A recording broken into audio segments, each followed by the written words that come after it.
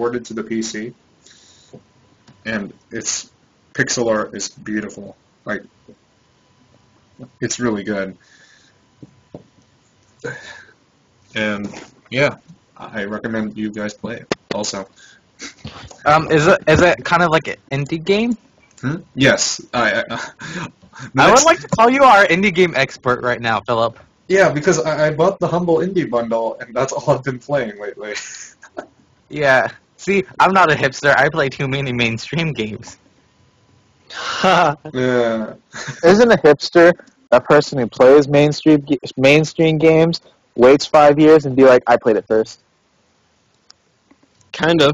Like, isn't that what James is going to be? Because we're all going to be like, oh, or like Davis, you know, you'd be like, oh, I'm just about to play Assassin's Creed 2. James like, I beat that like 5 years ago. If you really want me to hate hipster right now, I played Halo Reach first. I beat it first by 3 weeks before the game was released. Because you had cheated the system. Yeah, you got a problem with that? That's fine, because I did the same thing with Halo 3 ODST. I didn't have Halo Reach until 3 weeks after it came out, so it's okay. Yeah, I found a pirated version of it, and that was when I was going through my pirate phase. And I got a hacked copy 3 weeks before the game was released. We do not endorse this. No matter what, we do not endorse pirating. Yes, we are not associated with the Somalians in any way whatsoever. Yeah, and I am kind of glad that I did give up that, because it really was kind of boring. I literally got bored of pirating. Oh, poor you. I'm not joking at all. I literally got bored of it. Pirates. I still have like 4 more discs that I just never...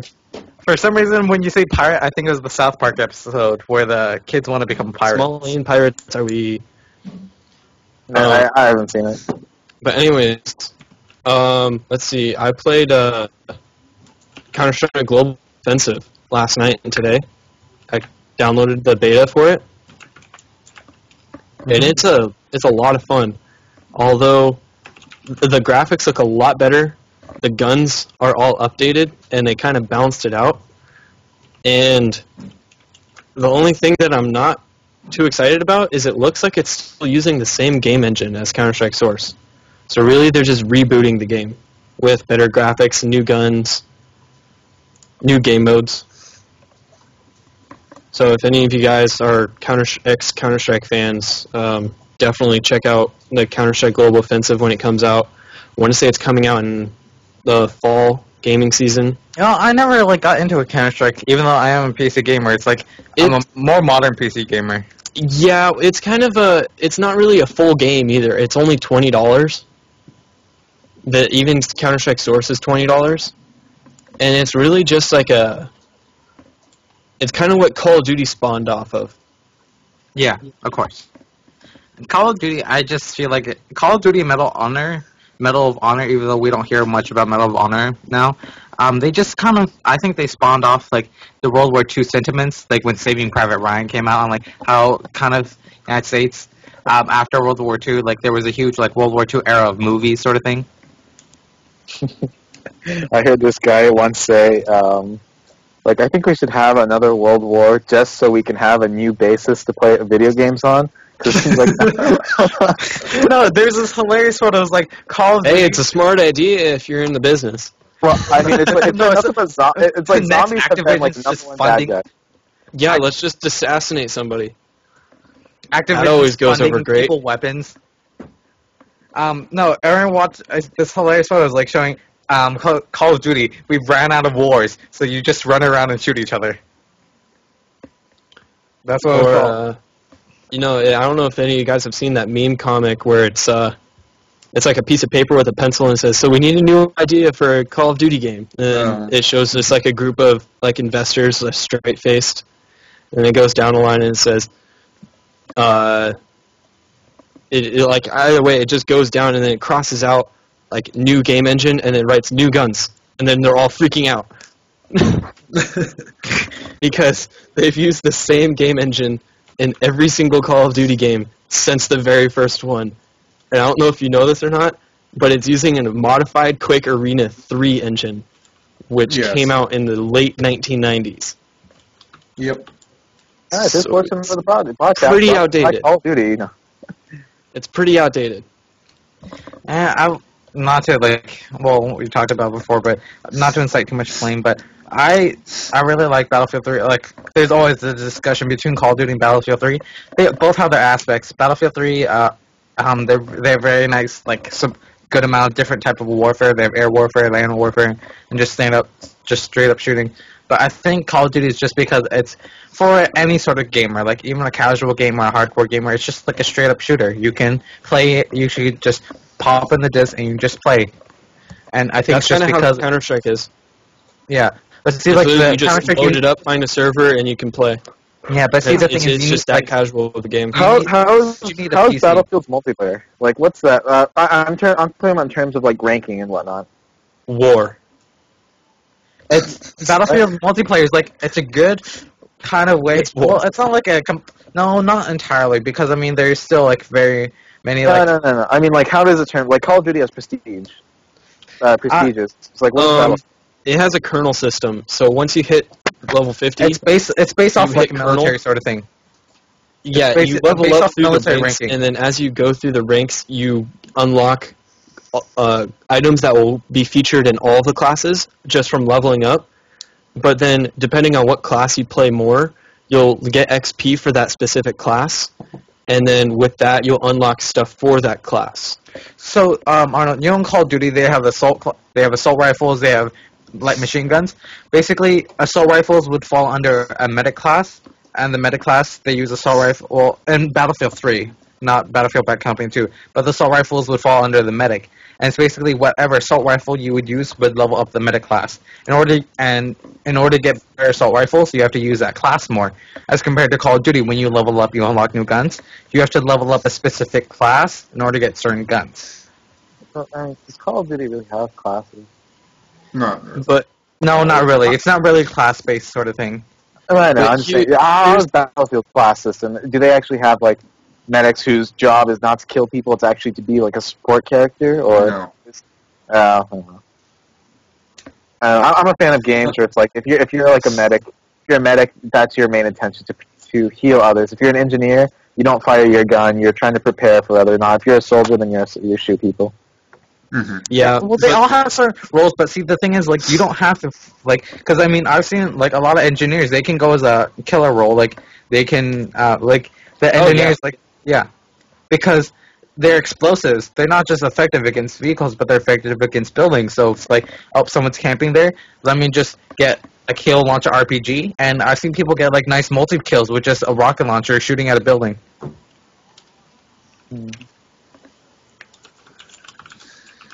Oh, it makes me think of this horrible picture I saw, but I'm not going to talk about it. Okay. Probably. But yeah, it's just dependent because though like David said, CS:GO is a very nice game for casual gamers. You still need a PC, and Yeah. I think it's just consoles are a lot cheaper, and it's like a lot more people just have consoles. CS:GO is going to be on Xbox 360 and PlayStation 3. Okay, well though I wonder if frames per second wise, because I mean you said on Fraps you get 135 frames per second. Yeah, I'm getting 120 frames per second on my tower maxed out settings. Only problem is consoles are limited to 30 frames per second. Yeah. See, So- I'm still convinced. I'm still convinced that I could have swore I heard Call of Duty has 60 frames per second. They say that, but They go so around saying the that they game have 60 frames itself. per second, but they're just advertising their PC version. No, but see, the game itself could possibly could have 60 frames per second within its coding or whatever, but it's hardware. The hardware can't handle it. I'm pretty sure. You know what? Philip, I'm gonna give you. I'll give you a link. I know where it's at. So I will. In fact, I can give you guys all of these. Okay? Give me a second. In the meantime, so yeah, back to what we were talking about earlier. Looking forward to Thor 2 just because of Natalie Portman. She's coming back, right? What's with you and Natalie Portman? Because last episode you mentioned that. She's a last very episode you nice mentioned Natalie lady. Portman. Wait, what? She's a very nice lady. No, because last episode you mentioned it, and then I see Philip laughing, and I didn't No, understand it's why. her. Natalie Portman is her. Not a minute. Let's get this right. Jessica Negri. Or Kate Upton? Wait, how did Natalie Portman come back into the conversation? Oh, it's Thor 2. Talking about Thor 2. Oh, Thor 2. Yeah, like, didn't you like her? Did you guys like her cameo in the Avengers? Her picture's like on a cell phone. Yeah. I didn't notice it. Like I said before, I still haven't watched it. Oh my God! How have you not seen the Avengers? You haven't? Oh my God, James. I like how we're doing the same things last week. Yeah, James, why haven't you seen it? James, it's still in theaters. You're good. Just go and watch I want it. to watch it in IMAX, and it's too late. It's not too late to watch on IMAX. There's still places that have it. They're far away. Oh, shut up. You're the pirate. Find it online. No, go to Edwards. Pirate? Go to Edwards Cinema. Okay.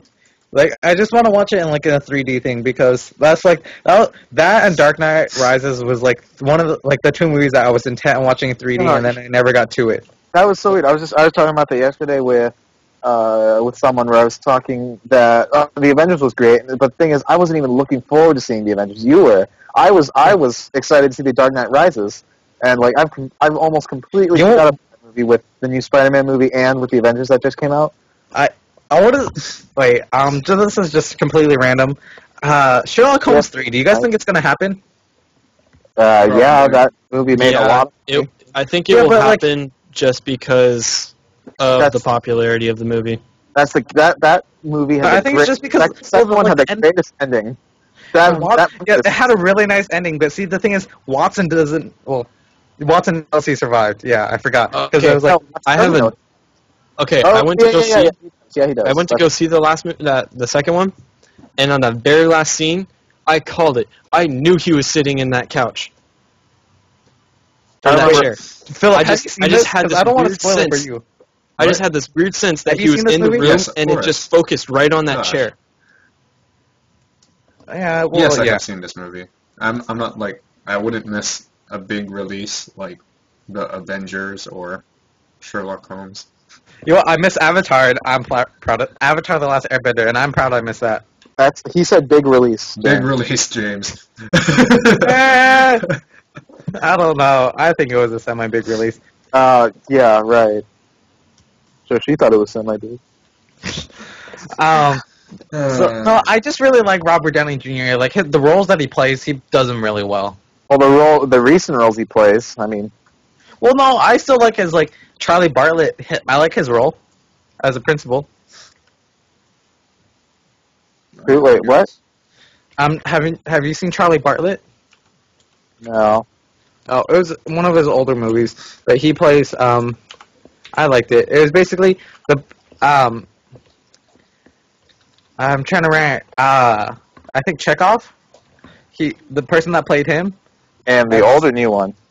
The newer one. Oh, okay. Wait, that kid was. Wait, when were you guys Anton talking about? Yelchin. Isn't that kid like 20? Yeah. I think he's older than that, but he played Chekhov in the new Star Trek movie, didn't he? Yeah, I think so. Yeah, Chekhov. He played Charlie Bartlett. He played Charlie Bartlett in a movie back in 2000. Oh, it was in 2007. And then Star Trek was in 2009. I thought it was a little bit further back. No, but I thought that kid was 19 when he was in Star Trek. Wait, what? I thought he was in the guy who played Chekhov. I thought he was like 19 when he was in Star Trek, or 17. I remember him. I was pretty sure he was fairly young, or he is young. I don't know. Let's see. He's born in 1989, so it says from his IMDb. He was 20. I see. Yeah. I love that. I forgot about that. Robert Downey TV series that he made between 1996 and 2001. You know that time where he was always on that cop show for having cocaine or heroin or marijuana all the time. I mean, that was just great. Are you talking about reality? Oh. Yeah. Oh, by the way, I forgot to mention this. We're gonna hopefully be getting up some Let's Plays